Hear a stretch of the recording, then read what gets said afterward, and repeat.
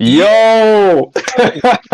What's going on, people? Welcome to another episode of Monday Night Smoke. All right. Why am I gassed? I'm gassed. Bro. Listen, I'm gassed.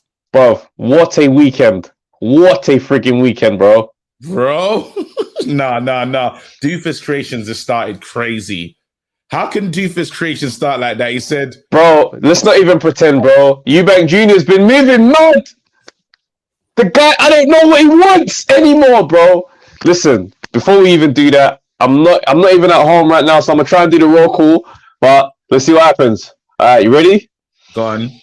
Shouts out man like Mulla, October Red, big up man like Raj, Uncle Jonah, Phil Larkin, J Lags, SWJ, Osborne, Mr. A, Dan the Man, Untraceable Don, Off the Canvas Boxing, Frankie Patek, Eddie Rose in the club, not the Flex and Burning club, on John Francis, man like Declan, Thomas J. Ridley, Bruce Kai, Base the Kid, big up bro. The Real 87, Daniel J. Boateng, North Bank, Brent Joseph, Oki, Muzi Moyo, Digital Doza, Riaz, Mukadam, Skyliner, Shamel, Nibble 82, Phil Larkin, Cote d'Ivoire Oil, Register, Flyblow 98, and then we're ready to go, bro. Let's go. Bro. Guys, please hit the like button on your way in. Let's go, man. This weekend has been bad. Are you ready? Let's cook, bro. Listen, boxing is getting crazy right now. We got loads of places we could go. We could talk about Riakpo really calling out a Coley, really wanting to see him. Sitting down, toe to toe, sitting down a lot of places saying, yo. Yeah. Holy smoke. It's interesting. Talk about Bilham Smith. We could go there. Bilham Smith and Isaac Chamberlain was a very brutal fight. Oh, it was lovely. That's your kind of fight. I know. I was watching. I was thinking. It was like you know, when the hairs on the back of the neck, and I'm bored, fam. So the fans gets to come up. You know, it was a mad thing. You know, I was enjoying. It was just a war of attrition, fam. It was like I was just shocked at the pace.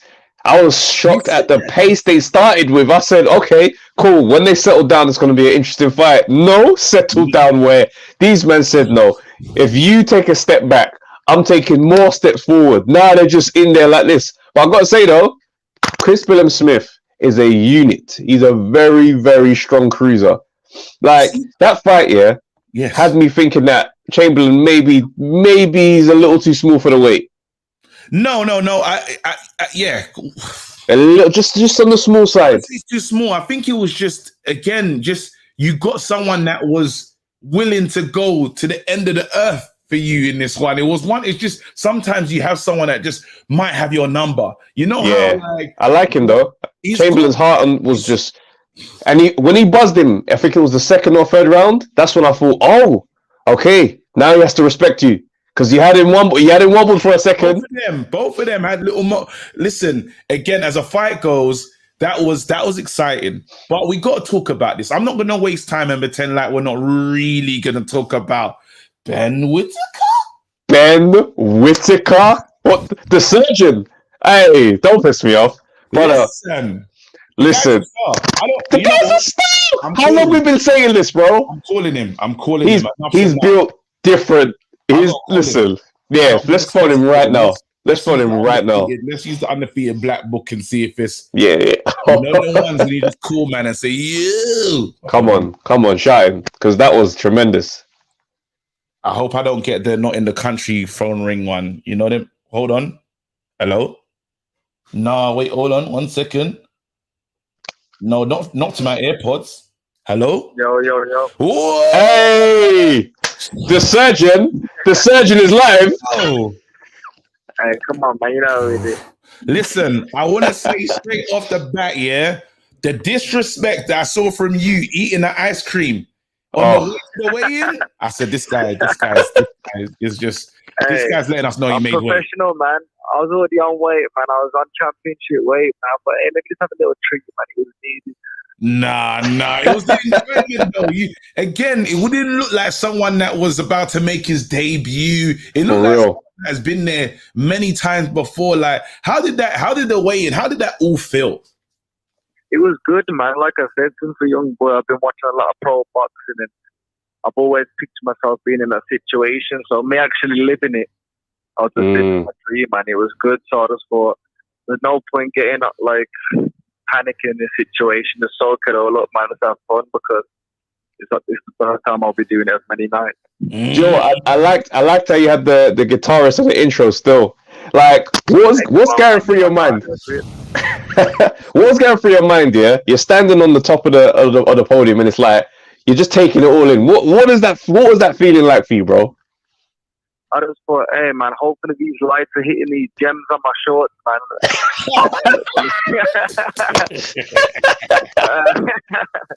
All seriousness though, it was good. It was like a humbling situation, man. Like I've come from getting kicked out of school and being told I wouldn't amount to nothing, and then I got people all eyes on me. So it was a good time to just take my time, soak it all up, and I thought, yeah, man, this is my time. Listen, I'm not gonna lie to you. The power was shocking. The power. No, I'm gonna keep it real. The power. I was saying to myself, you know, certain times when it's gonna be like a light 115 jabs before man's out of here. But you.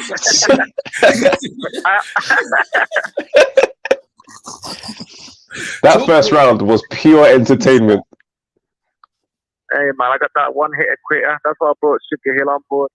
And I've been telling people, I know I can punch. It's just having the right coach to bring it out of me. And not only that, it's just having the right mindset. And I had the shoulder operation. I've got 2 working hands now. And it shows how I can throw them now. And the dance at the end as well was giving. That's hilarious. It was connecting with the youth. It was connecting with America because it had a taste of Fortnite in there. Then it came. I didn't know who was going with it, bro. It's gonna be an interesting one. You have to understand that a target will be on your back because I don't know if the haters might have messaged you saying, who does this guy think he is? Just turn up, acting like he owns the place.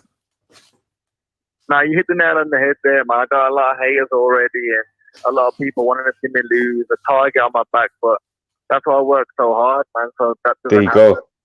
But Ben, hating for a reason. That's what I say. So all I can do is just keep working hard, and the harder I work, the harder I keep shining, the more I'm burning inside, man. Bro, don't ever change, fam. From the first time we spoke to you, you told us what you were about. Yeah, he told us. I spoke to you way back when I was at GB, and I had the same confidence, the same type of talk, and I'm just being myself. And just if I stay true to myself, I'm doing the right thing. Come on, facts, bro. Big facts. We're gonna let you go in a second, but when Ben Shalom said, "Yo, this is the new face of boxing," I smiled. I felt like one of your Nigerian uncle fam. That's like, hey. Are you seeing how they're talking? Are you seeing it?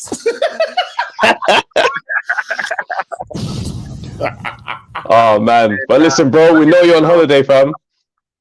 Honestly, though, I appreciate the support from you guys, man, because you was one of the day ones from the start, man. So I'm gonna shout you out 10 times, man. You're some real ones. Come on, that's man. love, bro. That's love. Yourself. Listen, enjoy the holiday. When you come back, we'll talk proper. But big up yourself. 100%. And we're behind this thing. You said, hold on. How many fights did you say? He said, you got 7 more fights, fam. Dan Aziz, fam. Line them up. Look, we're ready, baby. Nah, leave put the phone down. Take it easy, bro. 7 more fights. He's got to see Dan. Listen. I put that pressure on that. That just pretend because I like Dan's my. I'm guy. enjoying. I'm enjoying the journey, fam. It's mad, you know. That's a new man in the mix. It's a new man in our favorite division. It couldn't be better, fam. It could not be more exciting. The light heavyweight division is my favorite division, bro. Oh man, there was some highlights in there that had me laughing, bro. Listen, yeah, me and my wife we watched this boxing together this Saturday, yeah. Now she's not really. She likes boxing, innit? But it's not crazy, bro. She was watching. She's like, no, this guy is entertaining because the way he was making man. You see the first exchange where they tangled up and he just lifted him up. Brother, I was watching this thinking, you know how rude that is. You know, because you want gravity to do that to you, innit? Sometimes when you didn't predict this life of like, bro, why am I? Bro, I shouldn't be here. Have you ever had a moment where you're scrapping or you're scrapping your boy or something at school and he picks you up and you're like, hey. It's like the vulnerability is too much, man. Nah, I enjoyed that, bro. And I know there's some haters out there. I've seen pure little comments and these stiff, jarring people, bro. No, he's way too cocky, way too arrogant. Bro, listen, all your favorite legends, yeah? Every one of them, man, same mindset. If you think Muhammad Ali is not cocky, don't you dare have him at one all time then. These guys are so jarring. Like these men start. You have to go through it because Muhammad Ali, Louisville Lip, like you have to go through that. Like they don't. But it just jars me though because we already know that. Like, cool, yeah, these men and they gotta prove it, bro. Let him prove it then. Straight away, these men sitting there chatting about, oh no, don't like it. Oh yeah, I just want to see him humbled. Ah, shut your mouth, man. You stiff ass jarring people, man. Shut your mouth. Because when this guy backs out, you're gonna be like, "No, he's amazing. Yeah, he's top stuff." Shut your mouth. Yeah, you got be box office, and sometimes again, it's not fake. That's the real energy. Again, you saw his feelings when he didn't win the medal. You could see the vibes. It's like it's like. October's met him now as well. She spent time and she's a good judge of character. I will say that, yeah. Yeah, facts. Again, I know who October's like, nah, not feeling. And when she makes time for a fighter, that means there's something good on just how they're treating people normally in just day-to-day movement, right? And I'm gonna say this guy, like, for him to show love to us early, we was way back in the day, bro. We saw him early. You told me you were gassed. You hit me up and said, yo, this is the next guy. I said, wait, how? Like, he goes, watch this. And then I literally remembered it when you came to me, goes, bro, he's next. He's next. Bam. And then we'll never forget that day in Eddie Hearn's garden. Literally every promoter was there lined up. Him. Everyone. Trust me. He comes to talk to us. Bro, he's the first one we had on the red corner, yeah, for this reason, fam. I said, listen, this guy here, he's going. He's going to go. First one on the red corner. Bro, this guy's lived up to every single thing that we thought. Yeah. It's gonna be an exciting journey, fam. I like to see. I'm excited to watch again. That's dope. Then we got Frazier. What are you saying about Frazier? Bro, Frazier's dope. I like his hand speed, the punch variation. For a big man, I said, you know what? Oh, I like it. He had to deal with some slow overhand rights. They were slow, but blood. They looked like they hurt. They looked like they was hurt. The Argentinian overhand rights. He didn't come to lie down. He said, "No, I'm here to try my best, bruv." It's mad though. It's a good performance. It's like I looked at him. I was just like, you know what? This guy has something there still. It did upset me a bit that I saw that he was 30, but I don't think it's going to be a problem for him. Do you know what I mean? He's got good pedigree. I can see him kind of climbing the levels quite quickly and getting up to a certain level, you know what I mean, fairly soon. So I'm glad to have him in the heavyweight division as well. He's a good new face in the division. Being 30, it's got, you know what? There's some fundamentals there that you say, yeah. Okay, like, you're all right. Like, I know what you mean. Yeah, you're gonna hold your own. You're gonna be fine. Yep, I think the referee. I want to call the referee in the Azim. Oh, hold on. Before we move on, does Frazer Clark give you Tony Bellew energy? There's something about him. I look at him and I just think, I think of Bellew when I see him walking around. I don't know what it is. He's got that calm, like don't get me wrong, I'm serious and I'm gonna do an absolute madness in here, but afterwards I'm a nice guy, like, you know what I mean? Like I'm mad cool as well. Anybody else see that? I don't know, I don't just know, as a person, not fighting style or anything like that, just how he carries himself. Someone said it's the realness. That might be it, you know. Maybe there's a level of realness that he's just like, bruv, like, all right, let's you know what I mean? I don't know. It was a sweet finish. Oh, a sweet finish. Like, you don't get better than that sometimes. You say, you know. I felt like the ref could have let it continue, but then I thought he's only going to get mashed up again still. We actually don't need to continue for anything. And this is why I want to talk about, because in that Zim fight, in that first round, the referee literally... Disgrace. You're cheap. Because I don't know what you were looking for. Quinn had nothing. He had... that's it should be over. It like mad. yes, it carried on and it was like it was good for him. He needed them rounds, right? But you say to yourself, it didn't need to go on. In that first, Do you know what though? Quinn had some heart though, bruv. He was in there like up until the end. Up to the point where Azim punched himself out almost. There was nothing on them shots. Azim was tired. I think they said that he had a bet with his brother or something crazy. To get the KO. Yeah. Never bet your brother again. Your brother's different to you, bro. You and your brother, different. You're different. Like, I'm sorry, it's different. You lot cannot do things like that. Your brother, he can do them things. You gonna have to do it a little different way. You know what I'm saying? You're sick. It's just not the same. You ain't got the same Arsenal. That's all I'm gonna say. Yeah. Listen, let's open the lines, man. We got cool. bring the people in. Base is talking crazy, bro. What's Base saying? Base has said Fraser Clark's going to be the next Chisora, won't win anything, but people will like him. How have you seen that from that performance? That is nuts, bro. Nah, big man. Big man. That's a wild take. That's Base, insane. come and explain yourself, bro. Yo, the lines are open. That's mad. How did Base just get off? You saying Base, he won't even be as good as what you think Wardley's gonna have a better career than him? Like, let me know, Base. That's mad still. Let's really discuss this one. That's insulting to Derek. What? What? Hold on. You men are saying what? Fraser Clark is nothing? Nah, man.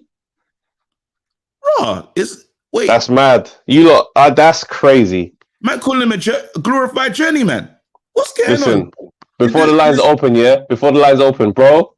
Danny Garcia, Benavidez. Okay. Great.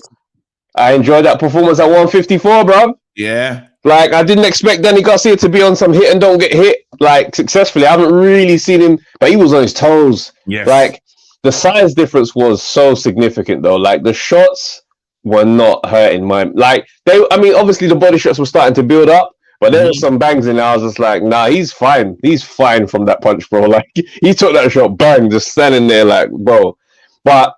You know, it was a skillful display, and it was a nice story with Danny Garcia, kind of opening up about the whole, anxiety and things he's been dealing with and stuff like that. And it was just nice to see Danny Garcia come back. You forget, like, how much of a relationship you build with fighters when they're just, like, they've been active for so many years. Do you know what I mean? Like, I saw Danny Garcia, and I was like, nah, do you know what? Like, you had a solid run in this boxing thing. Do you see what I mean? And I was like, yeah, I'm glad you got that. Do you know what I mean? For bigger reasons. My man's already here doing the mad thing. You already know, 11:25 Lennox. Did you watch Fraser's Army career?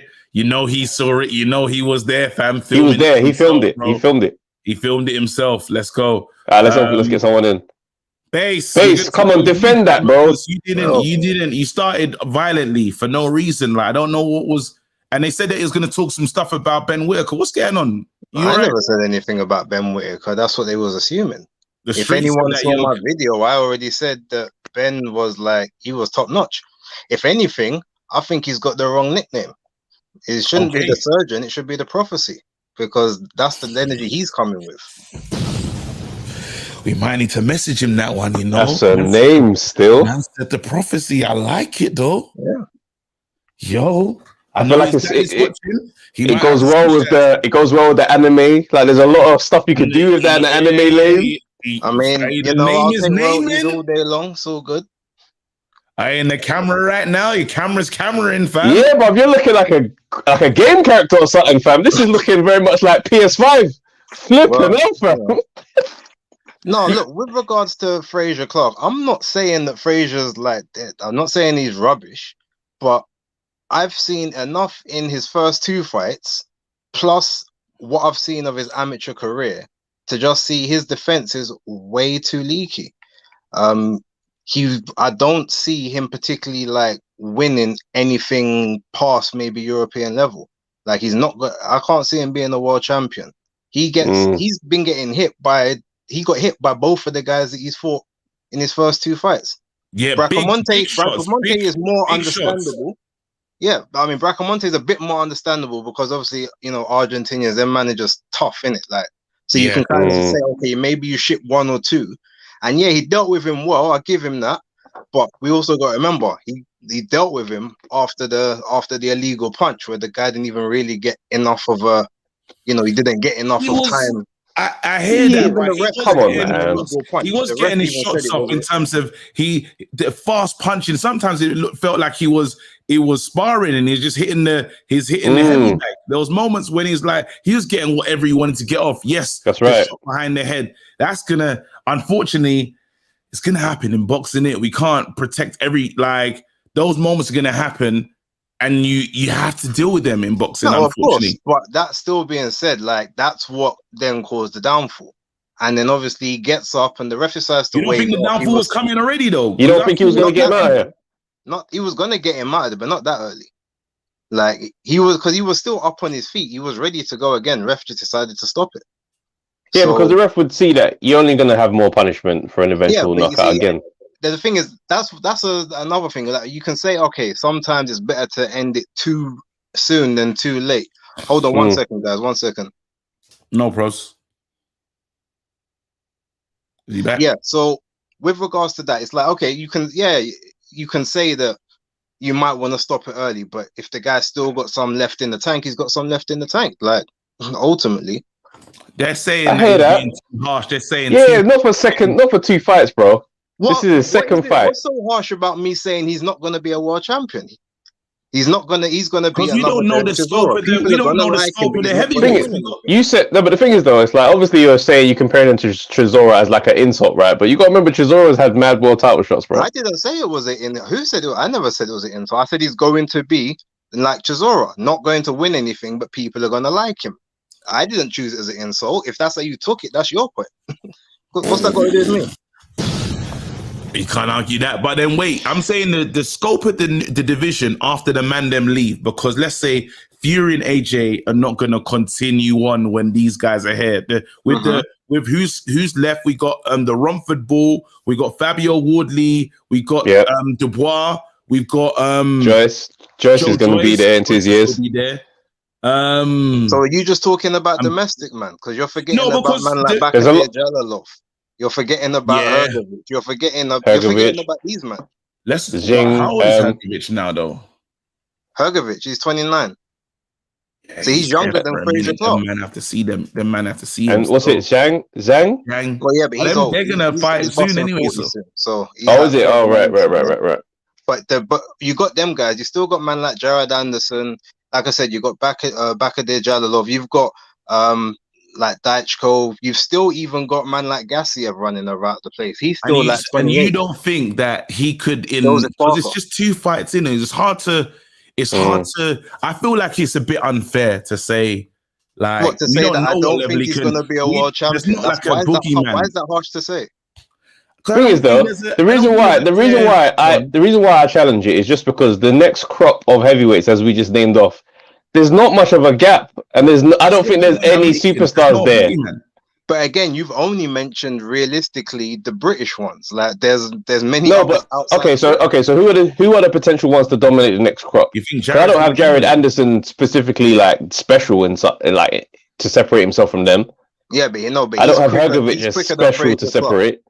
He's quicker than Fraser Clark, and he's got better fluidity than Fraser Clark has. He doesn't. That's fine. I'm just saying, like, when you watch him fight, he doesn't look like someone that's gonna be like, oh, he's gonna dominate the heavyweight division for years to come. Like, it's not that clear. And that's like I said, man like Bakary Jalilov will be a guy to dominate. Once Usyk's gone, and them Eastern Bloc man, them man there are the ones you have to watch. They're the ones that take this thing serious. Man said the Eastern Bloc man. Yeah, Eastern Bloc man. Still like that's a mad way to word it. I get it though. No, but here what? Like I'm not disrespecting I like Fraser. I'm just saying I don't think he's gonna like win anything major. Like he'll get a European. I definitely think he's European level. I just don't think he's gonna go to the heights. But that's not a diss as far as I'm concerned. If man didn't want to take it that way, let's remember Derek Chisora, as much losses as he's had, he still had a much more successful career than most of these other men with like maybe 1 or 2 losses. So Johnny Gaffer makes a great point. He says Fury didn't look like he was going to dominate earlier on either. There we go. Nobody would have predicted Fury would become this person. He looked No, like but he had- nobody was knew. predicting Fury to no beat one, this guy. no one predicted he was going to Except be Fury. like this undefeated monster, whatever. But part of that was maneuvering. But outside, you could always see that there were certain fundamentals in his game. That whereas like Fraser Clark just looks very sort of textbook basic, and he's I hear not that, great. but they He's were not great. saying that David Price. They were saying David Price was going to be something significant at one point as well. Very true.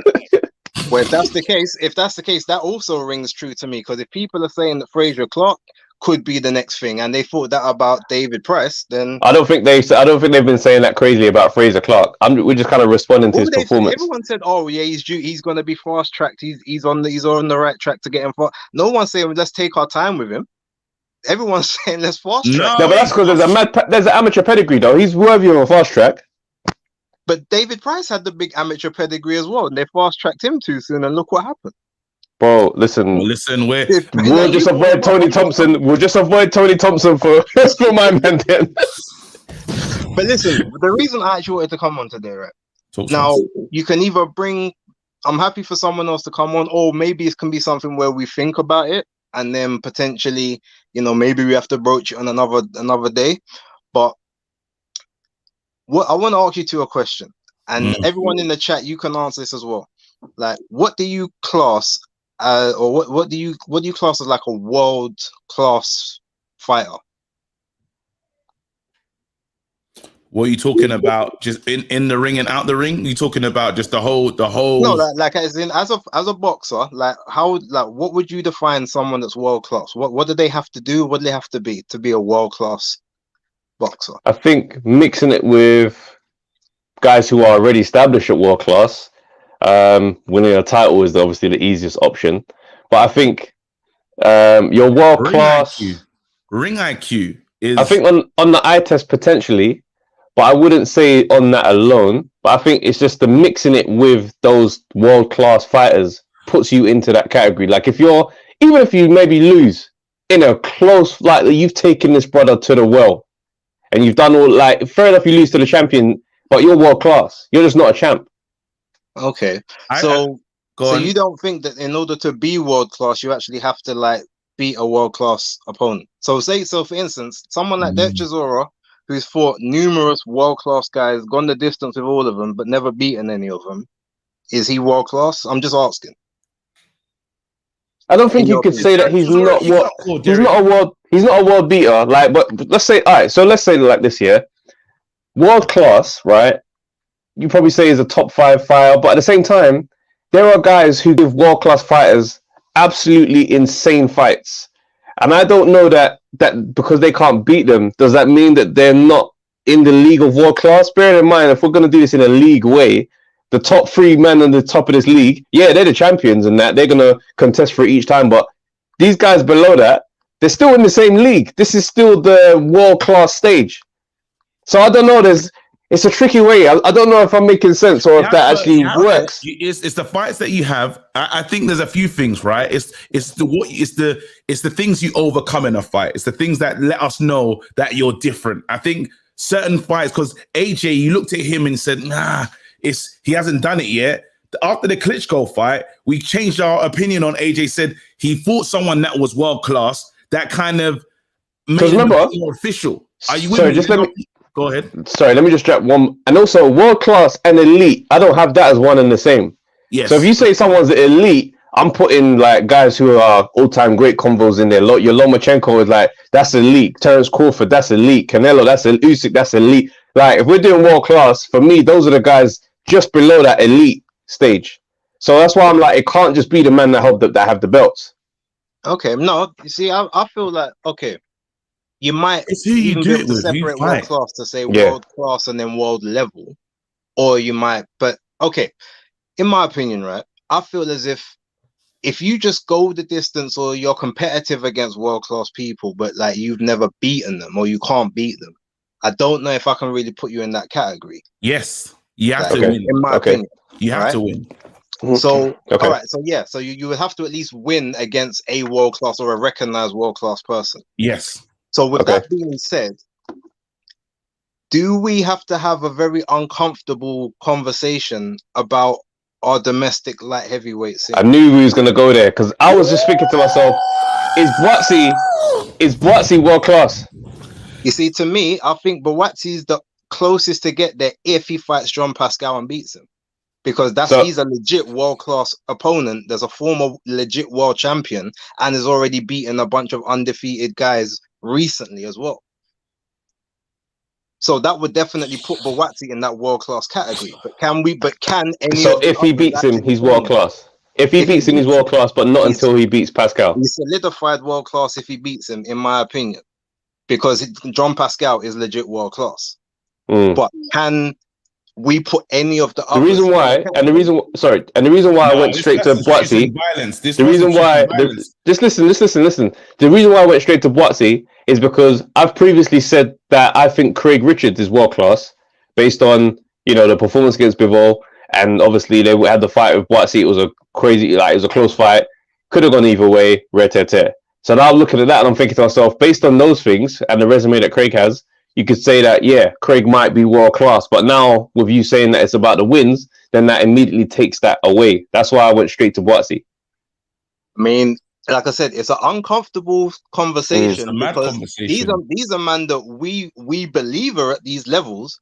But when we look at the resume, have any of them beaten someone that we can legit say is a world class guy? Like, but then again, they're burgeoning careers, right? Because let's say they're burgeoning careers, right? But it depends on, like, let's say Buatsi dominates and starts knocking out who's next on his list. Then you'll start to look at your fight with him and say, well, how did I do against the king of the division? We don't know if Buatsi's going to be the king of the division, by the way, but it just depends on, the careers are so fresh.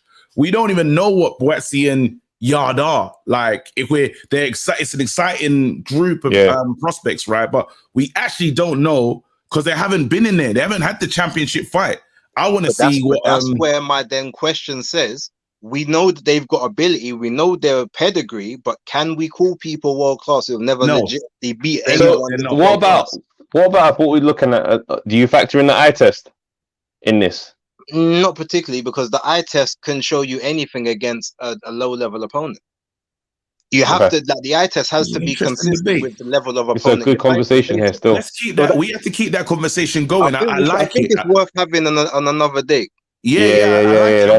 I'm gonna keep you open a can of worms there still, bro. I'm gonna keep the topic going. That's a strong one. I'm gonna let you guys circle on. You guys watch me tomorrow on the breakdown with Tony. That's all. Come on. I love that guy, fam. That was. You know what? It was. I'm gonna wake up tomorrow. He set up the jab, and it was like, when he's realized, oh shit, he set a trap. He set a trap. Yeah, he set a trap. Now we're here fighting in a way we didn't want to fight. I wanted to fight on the counter. Now I'm trading. Flip's sake. Let me find my way through this one. Looking at the corner. The corner's looking at you like, we didn't plan to do this. Aye, are you ready for an education? Let's go. Are you ready to learn about boxing from its? Of course, I'm ready to learn from the beginning to the end. Show me the train of thought, bro. Let's go, Lennox. We're here to learn, bro. KG, you're a dickhead.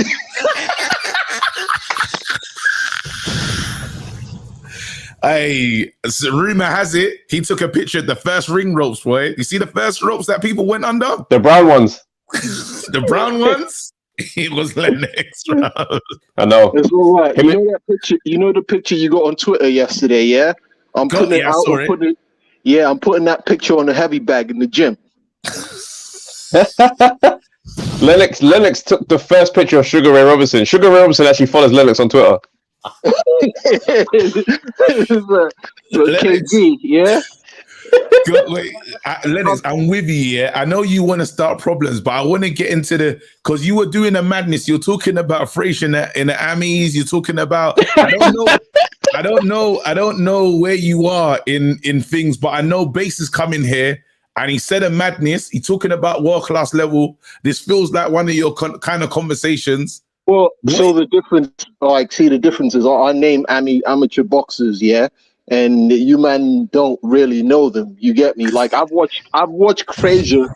I've watched Frazier in the amateurs. I've watched Frazier in the world championships, yeah? Frazier cuts too easily, and his style is not sustainable in the pros. What, you think he's going to gas out? You don't think No, not you don't- gas out. He cuts too easily.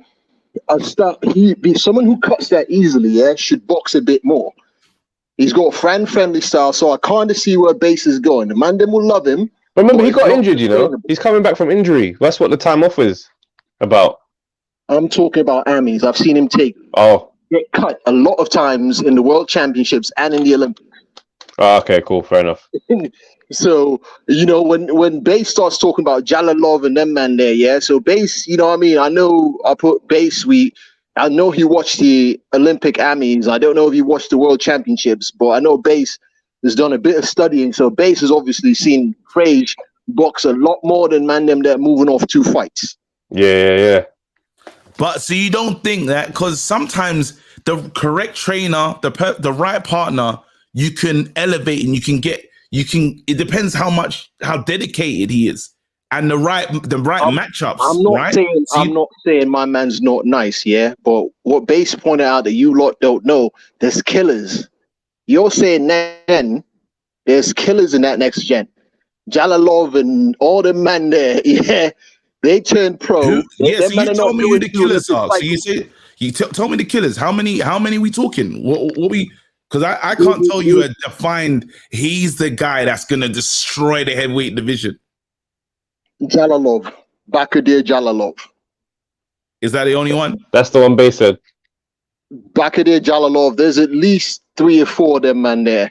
Like if you just look at the gold and silver, actually the silver medalist is that Latin kid from I think he's from LA. He signed the top rank. I don't think he's nice either. You know what I mean? Like he's not going to do much. He's just not got the size to compete with these Eastern Bloc killers. But there's a lot of these Eastern Bloc and Kazakh man at heavyweight. Yeah, heavyweight next gen is a problem. Wait, hold on. And then, wait, you know Frank Sanchez, yeah? Is he? What's the situation? I'm just saying, what's the situation? Because I know that I don't know No if he's one- going to. no one wants if he's to fight going to go to Frank, heavyweight, if he's going to join the man them. Frank Sanchez, no one's gonna fight Frank. No one wants to fight Frank. Frank is just gonna outbox you for 12 rounds and you look like a dickhead. That Cuban. I think he could get. Yeah. He's got skills. I'll give him that. But I do think that he's just a bit on the small side for this heavyweight division. That's just my opinion on him. You see, I mean, size is relative. You don't. It's You not- still got the skill. You saw what he did to F.A. Jagba. Yeah, no, I know what you're saying. I'm not saying that he can't make it work, but I just feel like he's on the small side, even though he is very skillful. So I don't know, man. Yeah, I understand what you're saying, but man, them aren't lining up to take fights with him. Yeah, because what's the point? The guy's not got much of a profile. He's going to be a tricky opponent. Yeah, I mean, it's just like right now it doesn't make much sense on the business side, but that's a horrible way to approach, you know, how we see boxing as fans. So, you know what I mean? Some people are sorry, I just want to jump in. Some people are saying October is in there saying we can't really judge people off their amateur careers, though. What do you say to that? In the heavyweight game, you absolutely can. Like, you can't change the fact that a man cuts easy. You can't Well, change Fury cuts fairly straightforward. Like, he's been cut quite a few times now. Do I need to send you fights? We're talking about getting cut in the Amis. Cuts are not an Ami problem. Oh, They've no. got gloves. They've got gloves. No. The I do Sting hear you gloves, still. the Adidas amateur. What's your man that does the he does the oh my god, he does the thing with Base on Tuesday. Chat to Tony, him about the The difference. pugilist. All right, chat to him about the difference between amateur competition gloves, yeah, and Okay, pro cool. gloves. Tony, please set some time out in the calendar so that me and you can have this conversation that Lennox wants us to have. There's a difference in gloves. What I'm trying to say, yeah, if you get cut with Ami gloves, that means you will get cut even more with pro gloves. I hear that. That's all I'm on. Yeah, go ahead. Nah, so I'm saying, I want to see where you place Dubois, because yes, he had the shaky start. I don't know if you saw a lot of his stuff in the Amis as well. But where do you see him? Dubois didn't have world level amateur experience, and Base can confirm to you that I never rated Dubois. I actually won money on that Joyce fight. It was only me and Boxing Beats the Rhymes.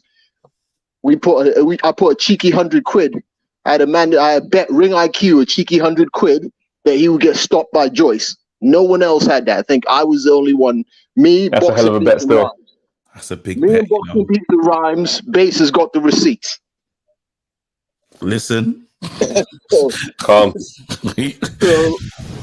So yeah, I never rated Dubois and still do not rate Dubois. All right. So against none of with these man, when you talk about the Wardleys and you talk about all these, you think where does Dubois finish in? You think Dubois what, just European level? You don't think he's gonna European level. He's a regular world championship title holder, bro. I'm saying, what are you thinking? Because the way he's sounding, he make him sound like he's not like he sounds Dubois like just, Dubois could win a world championship if he's navigated correctly, and he's with the right person to navigate him correctly. Which means avoid all the smoke, avoid all this thing. You know what I mean? There's certain times when you watch a fighter's career and you go, "Rah, they don't ever put him in with any punches." Like he's in there with people who don't ever put him in with any punches, X, Y, Z. You know what? Vladimir Klitschko was for a while going through that little phase. It didn't last long, but he went through a phase of being protected from the bangers. Yeah, you see, like for instance, you look at Wilder's resume and how many legit punches did he fight? Where you see the man was a puncher, you couldn't find a legitimate certified puncher on his CV. Yeah. Wait, hold on. I think Tony said he wants to pull up. I don't know if he wants to jump in the chat. He said he wants to tag in. Hold on. Yeah, I don't know if it's happening. Tony, the link's in the chat. Link's there, bro. The link's there. Anything else, bro? Again, I'm in camp, so you're gonna see these hands, bro. Hey, listen, you're gonna see this camp, but the camp's a bit long still. It's like a Crawford. It's a Crawford Errol Spence camp. You know what? Yeah. The Cuba thing is on hold for me, so I got time for you. You know what I mean?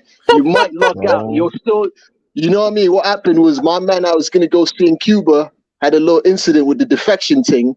So obviously he's in the gulag. So you know what I mean? Unfortunately, I thought you Who are your friends, bro? Because what? The best boxer in the world, Andy Cruz Gomez, gold medal winner, 3-time world championship. I told you, man, best boxer in the world. All right, we'll see, innit? We'll see. Whenever we talk to Lennox, yeah, there's always some groundbreaking thing that comes up that's like. No. I told you, man, you don't do research. I told you, hey, when you talk, ask Ben Whitaker, yeah? Your man Ben, ask Ben about Andy Cruz Gomez at 63 kg. Ask him about that, man. All right. Listen, cool. We'll do it. We'll do our work. I'm going to message him straight after this. But again, I'm going to talk to Al Heyman to see if we can set up our fight. Again, you're with the rival situation. No. I'm with Al. I was at the Barclays. No, I'm with Al. I was at the Barclays Saturday. No. Well, I'm with Al. So okay, fine. I'll make it public now. KG has signed with Matchroom. Okay, there it is. It's out there. Hey, you can't even go to Eddie. It's out there. I'm with Eddie too. You save me with Eddie. You better sign in a co-promotional contract with Frank Warren. So everybody's got to sign it off. Yeah, maybe Fish Eyes can save you, but not That's Eddie. Right. You don't want to see me when I'm with this guy. You don't want to. Let me come. It's going to Perspids. It's going to Perspids. It's going to Perspids. We can do the Perspids thing if we. But you know, it's another thing I want to mention. Yeah, Wasserman's got to sign off on it as well. I'm just letting everyone. I want to give you a full picture of what this looks like. So don't expect it anytime soon.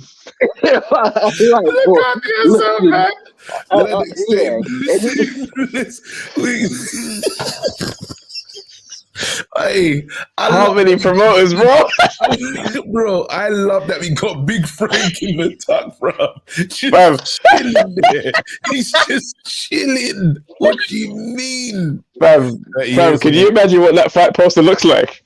Just like a Matchroom PBC Queensberry Promotions brought to you by Wasserman Promotions. No one's making money. No one is making any money. The fight is not happening. We ain't spoken to Bruce Kai in ages. Oh, snap. The receipts. Bruce, Yes, What's good, Bruce. fellas? What's good? What's good? What's How good? you doing? I hope you're All good. good, man. Well. Good, fellas. You guys missed out the remarkable Josh Kelly fighting on the weekend. Jeez. Oh no, I watched it. I didn't watched watch it, it. and then I fell asleep and did Let something me completely. I just stopped. you know I what? just stopped. Here's one thing that baffles me about this guy and the people that support him. Obviously, an Olympian, and you know all the people, including Adam Booth, who say, you know, even now they say, "Oh, 100% world title. He's going to get a world title." I just want to know one question: how the fuck is that going to happen? In what universe does that happen? Like, he's It's not so happening. bad. It's so bad. Like, I don't understand how you can have so many delusional people around the guy. Like, now this guy, he fought some, you know, used car salesman. I don't know, like some trash dude. Jesus. He struggled. He's an with him. IT salesman, bro. Put some respect on his career, fam. Listen, man. And it's like, I'm just trying to understand how people still back and how Wasserman are still like excited about Josh Kelly.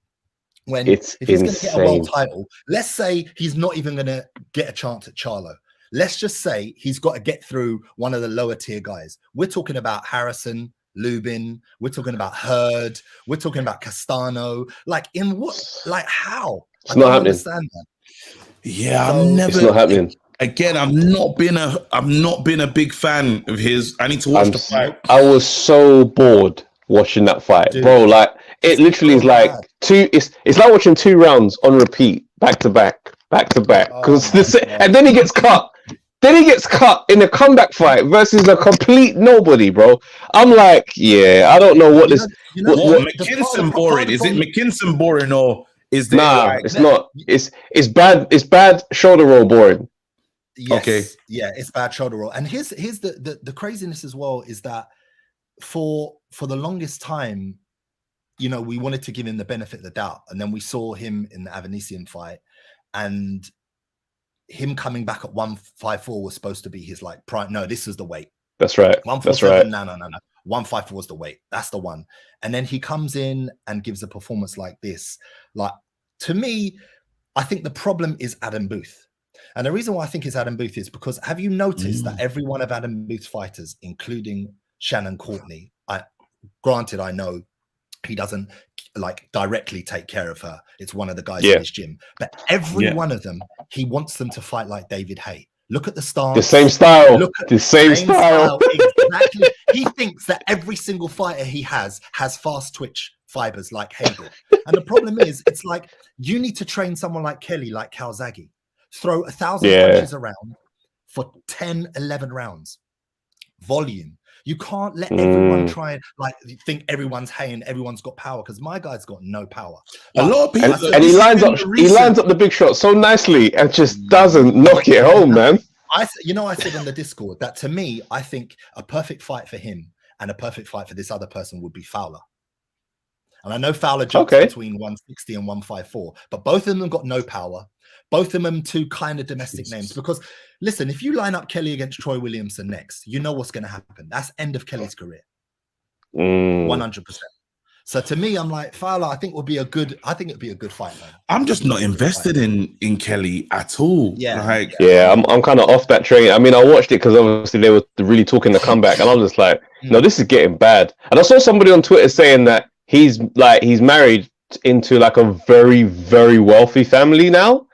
So it's looking like, there's no need to be hungry anymore, bro. Like it's up, bro. just be good looking, fam. Just go out and be a good looking brother.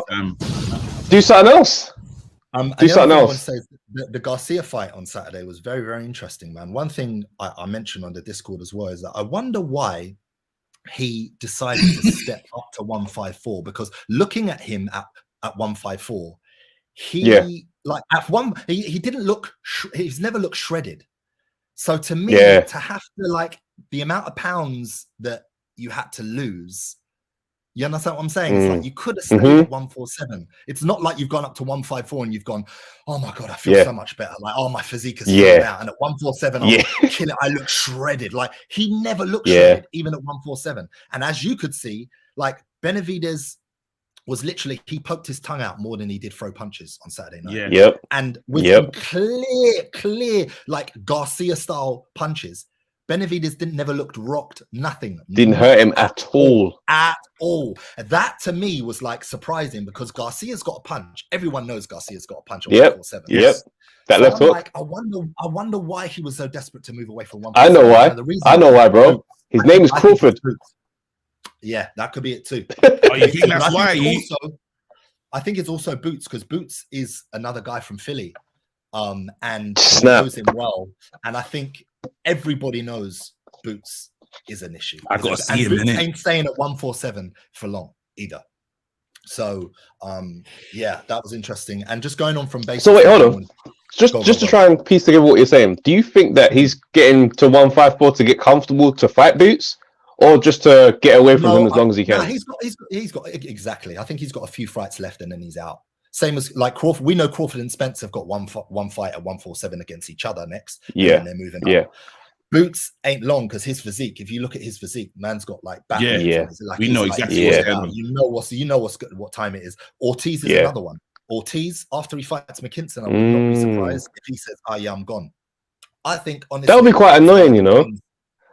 I Yeah. thought that division was gonna get more and more spicy, but if Exciting, men just start yeah. leaving, that's not good. I said the other day as well. I said, do not sleep on 154. I know for the longest everyone's been like, wow, 47, but 154, you've got some great ex-champions. You've got some great contenders. You had that fight Castano. Just because he lost to Charlo doesn't Harrison. So there's a lot going Yeah. on. Yeah, there's a lot of You know what I mean? Because Ooh, that would be Crawford interesting.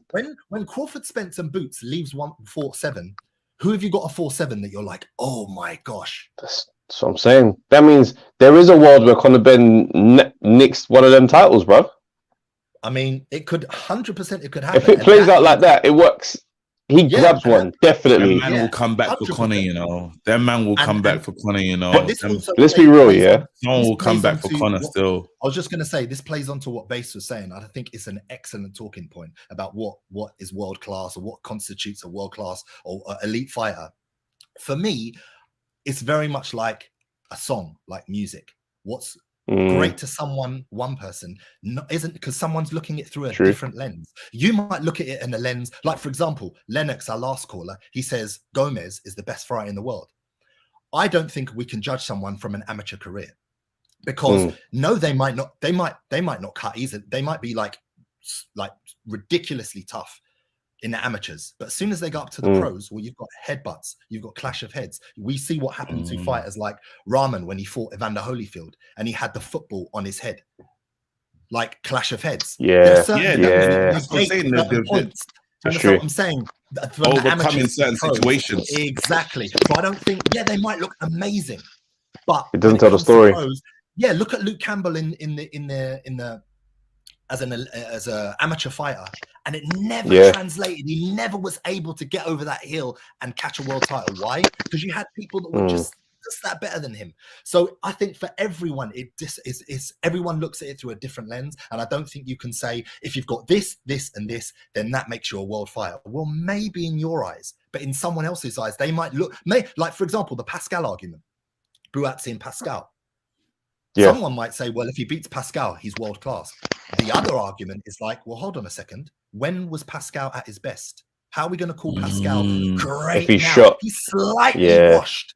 How can you then and do you understand? Let's call a spade a spade. It's like If the he Mike beats Tyson Bivol, argument if you really go into it, because you say, You raw, understand what Mike I'm saying? Tyson, when he stepped up for the big boy challenges, This It is isn't- what I'm saying. There are so many different factors. It's I- so as a many fighter, variables, I but say- like, right. Let me so let's- just say this sorry. as well. Okay, go on, go on. I was just going to say, I've fought before, and having headgear on is completely different to no headgear. When you get punched with headgear on, and that's one thing you don't really factor in. When you don't have headgear and you get punched, and your lip goes through your tooth or into your mouth guard, and you feel that, it's a very, very different feeling. And that's why we talk about minerals. Sometimes the minerals don't translate when you haven't got headgear on and you get slapped straight in your head and your equilibrium goes and you don't have that cushion. It translates very differently, and not all boxers are made equally. So let me just say that. That's real. That's very that's real what the talk. lawyer does, bruv. 100%, bro. comes in here, That's a rounded listen, argument there. But I was just gonna say, going back to Base's point about beating world class fighters, right? Conor Ben has a world champion on his resume, right? was His last stoppage. Algieri. Algeria. Did Algeria hold a strap? No, Vargas. Was it Vargas? No. Did Algeria hold a strap? I don't They'll think tell us so. in the comments. They'll tell us in the comments. Because that, like your point about what stage was he at in that fight, makes perfect sense. Because if he is, I wouldn't have Algeria because it wouldn't have been world champion Algeria that he beat. Right. So he had a belt at 140. So he's a world champion. Right. So based on that, Conor Benn's world class. No. No, of course not. We wouldn't. Yeah. This is exactly what I'm saying. Yeah, that makes sense. There you go. Cool. Listen, All right, fellas. Bruce, Bro, strong. it's always a pleasure, man. Always a pleasure. Always. Look after yourself. Stay blessed, man. Come on. The work is working. That's Hey, Ivy Ben, fam. Ben is funny though. That's hilarious. He's on his work Hey still. guys, hit the like button, please. If you're enjoying the show right now, please hit the like button. It's mad free. Just hit that. Boom. No money will be deducted. Promise you. Channel, bro. Come on. You know what we're gonna do? We're gonna bring in these two them together because we're cutting in at you know what time we're cutting. Yeah. Right, So I'm cool. gonna bring in it rotted. Maestro on top. This is the fight we wanted to see. It's not like a fight. I just bought them. I know. I'm joking. But you know me, boy. You got to look at Maestro. He's got the shades on. He said, "Listen, I'm ready for beef on this Monday." Nah, not even. I had to put the shades on because it's actually a cool August day here in New York City, cloudy, few raindrops, but the amount of shine you guys were throwing on Fraser Shark, I had to come out with the hat and with the glasses. Maestro in the garden. That's smooth. That's as smooth as eggs. I like how you did that. Matter of fact, you know, Tony helped me out the other day, right? And I need to zoom in over here because you guys always play games. No, we got you right. I moved the situation. I moved, sis. You're right now. Okay. I think it's quite good. How about that? I think we're good. Yeah. Position. I gotta have There we go. Slide over there. There it is. me the other day, right?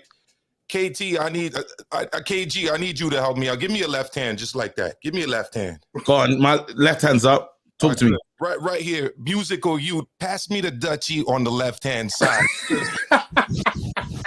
big up Birmingham, man. All right, so it's Monday Night Smoke, so let me take the shades off. Now that I got you on the left hand. Look what Maestro has become from the first call to this. The evolution of Maestro. Maestro sat down with Shakur. Like he's been around now. But he had Lineal Ray in person, bro. Bro, he's changed, bro. Steven Espinoza, yo, check the page. Come on, man. You don't know what to do. Don't sleep on what my boy Maestro's doing in these streets, bro. Also, how about Danny Garcia this past weekend and the King of Kings when it comes to cornermen, most underrated Angel Garcia, Crazy Angel. Some of the best hits on YouTube in boxing shit talk. Angel Garcia, you gotta look that up. Oh no, he's flagrant, man. He said some above. He's crossed the line mad times, but he's just wild. Habitual line step is what we like to call them kind of people. So let's address the Fraser Clark thing first, right? Because it's not even that I'm trying to hate on Big Frage, but the way you guys are rating him, I mean, how are we rating him crazy? We were talking about the fight that he had. We're just talking about the performance. I ain't saying he's about to stop Fury in the next 2 months. The fight against Bracamonte, right? A guy who just a few weeks ago lost to a 340-pound Jarrell Big Baby Miller. Yeah. All right. Yep. A guy who has been knocked out multiple times, including by guys that are not even near the level of a journeyman. Oh, we don't know what was in Big Baby's body. We don't know what was in Big Baby's body. We can't be guaranteed. Let me tell you something. When you go to buy a used car, right, you got to do the Carfax. You got to look under the hood. You got to check the tires. You got to see what's actually there, right? Because if you guys don't know, well, you should know. This guy's been knocked out multiple times. Have you guys heard of a guy named Leandro Daniel Rabuti? No. I didn't think so. Well, that dude knocked this dude out in 2017. I hear that, but bro, we're looking at a fighter that's just had his second bout, bro. Anything that you assess on a fighter like this is on the eye test. I'm not looking at him thinking, oh, he just beat a top 10 fight. No, I'm just looking at him and thinking, yeah, he's got a good punch combination there. He's got a good arsenal, different types of shots. I'm just taking the look in at, like taking a look at what he's got so far. Like trying to assess Campbell Hatton because he had all those fights in the at the beginning of his career. It's fresh. He's brand new. He's a prospect. You know what I mean? See, these things don't fly on this side because this is why you guys get fed the Campbell Hatton fights because you co-sign this stuff. Nobody co-signed Campbell Hatton, bro. Please. You're missing the point here. No one said, when did we say? The Nico Ali Walsh baby. All right. Maestro. Tell us, what we said about Bruce, about Fraser Clark, that was too much. What exactly did we say? It's not even just about words, it's about tone, it's about inflection, it's about the man said the energy. You said we gave him too much energy. Is that what you're saying? Even brought up that win on this show. Come on now. Come on, man. He's having his second fight. You might as well call it his first fight after how long he was out from the injury. I'm just getting a look. This is my first real look at Fraser Clark, and I'm just saying, yo, he's got a good little variety of shots there. Guys, can I bring some semblance to the argument? Please. Please allow me. I think there's clearly a divide here. There's the naysayers and there's the sayers. Listen, it's about the casual fan who likes a little rough and tumble. Yeah, guys like yourself, KG and Travis, you enjoy the entertainment of the sport of boxing. Of course we do. That's right. Big Phrase is going to bring us that entertainment for 8, 9, 10 fights. Yeah. Against sea-level opposition. Let's just enjoy it. Enjoy it. Maestro, leave the kid alone. Let's just enjoy the trip. Let's enjoy the trip. Exactly. If we got to get off the bus, we'll get off when we time to get off. Total Babbage settings. Total Babbage settings. Check it out. Honestly, the only reason I even came on here to talk about it was because, you guys were going at base for his comment about Derek Chisora, and then I dropped, that's an insult to Derek Chisora. It is an insult to Derek Chisora. It's an insult to Derek Chisora. Come on now. Well, I hear what you're saying, yeah, but don't we feel like at the beginning, I don't think this feels like an attack. It's too early. It's too early for all these conversations, bro. Two fights. Way too early. Way too early. Inside. Pass me the Dutchie on the left hand side. Get this guy out of here.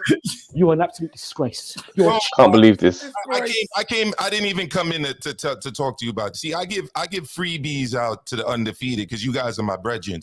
Everyone gets charged. Snap. So guys, Money Maestro now. Let Maestro go. Let me. I'm selling these vids like packs in the street. That's what we doing these days. This guy no. He's changed. Maestro better not get a belt. I got the loud pack of interviews and ask Lineal about it. Ask Tony about it. So anyway. Tell him, Tony. I was at the Barclays Saturday, okay, and I want to answer a few of the things you guys were talking about. So I think, and again, I'm legitimately saying this. I'm not even playing it up. I think Angel's a very underrated cornerman. I thought that he had Danny boxing right with subtle movement, in and out of range, throw into the body, throw into the head, going back to the body, feints. I thought it was masterful boxing. All right. In terms of why he's going up to 147, I think it's pretty clear. I mean, Crawford, Spence, right? I don't necessarily think that those are like really good fights for him. Okay. And then you look at the next gen coming up. All right. And that's not a Chris Eubank Jr. shout out. So don't get it twisted. All right. I mean, Ortiz is a problem. Okay. And Buchinas is a problem too. So why not go to 154 and try to get maybe a rematch with Thurman, not have to cut yourself or cut weight too much. He called out Keith Thurman after the fight. He called out Arislandi Lara, who, by the way, was also in attendance. And by the way, you could catch my Arislandi interview on my channel as well. Shameless plug. In Espanol as well. So, swear the whole thing. The whole thing. No Pablo Español. Soy como se llama Connor Bennett. Este tipo habla español también. De nada. So, what I was gonna say is, look, when you look at it realistically at 147, it's hard. But also, here's the dilemma: he's not a big guy for 154. He's got good skills. He's got good enough power to keep guys off of him. But Charlo is a problem at 154. This kid, Sebastian Fundora, the 6'6" kid fighting. Oh yeah. He's a problem, right? Yeah, he's different. Tim Tszyu is up out there. He's going to be facing Charlo next. So for 154 is pretty. There's nowhere to run. There's nowhere to run. There's no hiding place in this game, and boy. Then when Spence and Crawford get there, then it's even worse. I can't wait for them, man. But then again, they say that if that fight is even harder to make, they're saying they thought that was closer. It feels like it's even further away again. Like it, man. Yeah, it doesn't. Listen, have faith. Have faith. I've got ultimate faith that they'll sort this out. Both fighters want it. I think, people seem to be very flippant about how easy it is to match boxers. They don't realize how much goes on behind closed doors. Yeah. Just because two guys want to fight each other and they might look like they can be agreeable because they're on the same platform or they both work with the same management, it doesn't mean that it's an easy fight to make. There's so much goes on, and I have to stress that. Because help me with this. I don't understand. I'm not gonna lie. As someone that, again, you've seen my journey into this boxing thing, I don't know what the issue is. So when you say that, I don't know what the problem is. Can you just help me out, understand it a bit? Go for it, Tony. Okay, so quite simply, you have to write a contract to propose a fight to the person you want to fight. In that contract are hundreds of terms and conditions. Like the Dillian White Fury is a classic case. My man wrote a contract. Dillian White said, nah, not accepting that. But what I'll do is if you send me the standard contract, which doesn't have to have all these terms and conditions, I'll sign that. And people went mad. But people don't understand the complexities that the terms and conditions make it very difficult for what looks on paper to be a very easy contract to sign. I'm going to fight you, you want to fight me. I'm going to give you 80%, you're going to get 20%. Something like that. Sounds simple, but there's lots of inner stuff. Not to mention TV networks, Tony. Yeah. Not to mention rival promoters. Yeah. Not to mention purses, which come into play. I mean, the bonuses. That's real. Look at how Devin Haney had to get the fight with Kambosos. I mean, you just think about what Devin Haney's had to go through in order to get a fight. That's real. It shouldn't have been that difficult. It's fine happening. You lot just give me. You lot just. We just gotta stop thinking about it. We just gotta stop thinking about it and just wait for it to be announced. Guys, just so you know, there's a super chat from Off the Canvas which you haven't read. Thank you. Okay, cool. Don't get that. OTC says Frazier Clark has fought 2 people. If he was that bad, how did he get the bronze medal? Give him time. No one said bad. I'm just saying that win ain't even worth discussing on this show. That's what I'm trying to say. It's not that it's bad. This is a harsh community. Flipping hell, bro. You talked about that before you talked about Danny Garcia. You talked about that before you talked about No, because you just we started on the same card. It was the same Sky Sports card, man. Started at Sky Sports. Before you talked about Virgil Ortiz comeback fight. That's hilarious. Listen, we started on the Sky card. We started with Ben Whittaker. We started with the Mandem. Like in terms of, we set up the Ben Whittaker call, fam. What's going on, bro? You are an absolute disgrace. Oh, you man, it's always the having you both on is always legendary. One other thing I wanted to say. I mean, I think we need to get into the words that we use and what we mean when we say them, when we talk about world class and that kind of stuff. Okay, cool. Nazis world class. Okay. Who? Joshua Buatsi. Yeah. Question is, to me, the words I use, right? The terminology I use, the question is he elite? He's past English area. He's past British. He's past Commonwealth. He's past European. He's on the world level now. He's world class. Okay. I agree. Elite is the question. Jean Pascal's world class. Is he still elite is the question. Bivol elite. Better Beeve, he's elite. Is Anthony Yard elite? He's world class. Is he elite though? You know, okay, that's the separation that you use to break down. I feel like that's kind of I'm along that thinking. I don't think I said it as clear as that, but I think that's kind of along the lines of how I was seeing it as well.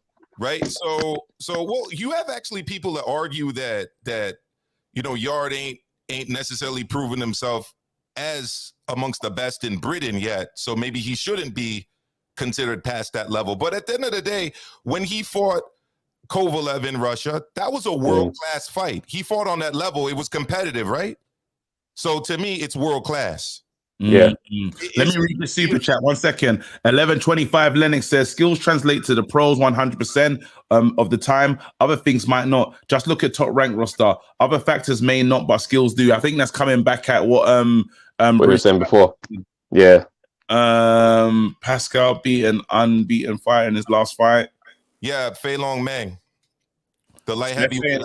So he's basically saying that his Buatsi now taking on that challenge and winning, it's not way we shouldn't look at Pascal the way some people have spoken about him tonight. Is pretty much the take that he's coming with. Right. I mean, with Pascal, it's the age is a factor. He's 40 now. Also, the PED stuff that happened recently, you know, there was that as well. You know, some of these guys get older. You know, they feel like they need the Viagra, the Cialis in their system. You know, so man hitting the Cialis for the boxing match, yeah? That's crazy, bro. So there you go, guys. Listen, I wasn't joking. It's always a pleasure to come up here on the show. We love having you, bro. It's love, bro. Surprised to hear that Lennox was at the fight because I didn't see him. But then he was filming. He was filming and coaching at the same time. So that's why he was busy. Okay, but Lineal was out there. Big up Lineal. Oh, Lineal flew out, yeah? Yeah. He's got a video with Lineal. I ain't seen it yet. I ain't seen it. Well, for watch, guys. You don't follow your own Twitter account on Twitter then, because Trav put it out there. I'm trash. We're not trash. I've been arguing with man on Twitter all day, fam. So yeah, my Twitter thing is mad. Where the feed is too quick, fam. But yeah, I gotta check. Trav, I'm gonna check that still. Man, the glasses are off. Mano a mano with Kenny T. 11 p.m. Eastern GMT. Make sure you tune in because you guys got the best show on that side of the Atlantic. We got the best show on this side of the Atlantic. Boom. And I pulled up, and it is where it is. There we go. We go. Tony, come on, bring it home. Bring it home. Lennox said a few things, bro. Quickly bring it home and just. Okay, guys. So yes, this was just a quick one to say. Obviously, last week was a quiet week in terms of our media presence. We didn't have the breakdown, but we have a full show for tomorrow. We have absolutely loads of fights. You guys have only skimmed the surface. We have so much to discuss. I think there's at least 13 fights to discuss tomorrow. Seriously. So yeah, lovely. Tune in tomorrow at 8 p.m. Base the Kid and myself, Pugilist Boy, will be on the Undefeated podcast. See you tomorrow, guys. No, bro. Sick. Ask Ben about Andy Cruz Gomez. Don't forget light work. Cool, bro. I'll ask him. You don't know who I know. I already know the answer is gonna be. Come on. He tried a little thing. But he wasn't there with me. Your boy. Man said go to bed for the answer. Oh, please. You don't know who I know. Don't care. I was in the ring. Wait, hold on. Access at the Barclays. We ain't the same. Man said he was in the ring, you know. He was fighting. What? Come on, Maestro. You can't keep up with Lennox. He fought Saturday night. Oh, mate. Everyone, have a Oh, man. How did we get through this whole thing? And we didn't. I'll tell you what, we're just going to flash this up just to let people know that this guy, there's going to have to be a follow on in the pod because 1 second, where are we? This story is really developing. So, Jake Paul announces that the fight is off, right? And he says, first, Tommy fumbled, and now Hasim Rahman crumbled. These boxers are the most difficult people to work with, and they continually lack professionalism and confidence to fight me. I apologize to all the fighters on the card, yada, yada, yada. And then in the mentions, who is that? Chris Eubank. Fumbles and crumbles are not boxers. They are guys who put gloves on every now and again for clout. No different to you. I'm fighting in a couple months, but I can squeeze you into my schedule next week and save your show if you've got the heart to get into the ring with a real boxer. Conor Benn enters the convo and says, why are you worried about fighting Jake? As far as I'm aware, you've lost your pen again. Bruv, what is going on? What is Chris Eubank Jr.'s goal in life, bro? Bro. And he said that he's not happy with some things in the contract. He's saying that, listen, the contract ain't contracting right now. He said, look, when the contract is right, and right now it isn't, that's when I'll sign. I'm like, oh, bruv, it's sounding very much like this fight ain't going to happen, man. But yeah, I thought let's just touch on that quickly and we'll get into that in the pod, bro. You decided to depress me before we. And shouts out to Harlem Eubank, by the way. Flip me, bro. He overcame a very crafty situation, fam. Yeah. Referee called break. This guy hit him bang straight down. I was like, what type of dirty fighting is this? Mad. We'll get into that stuff all in the pod this week, man. Listen, they were getting crazy. You know the channel's growing when we getting the mad thing, the mad spams. The mad spams. Yeah, it's nuts. We're growing. It's nuts. Like and subscribe. Listen, end of the day, I gotta end on this guy, fam.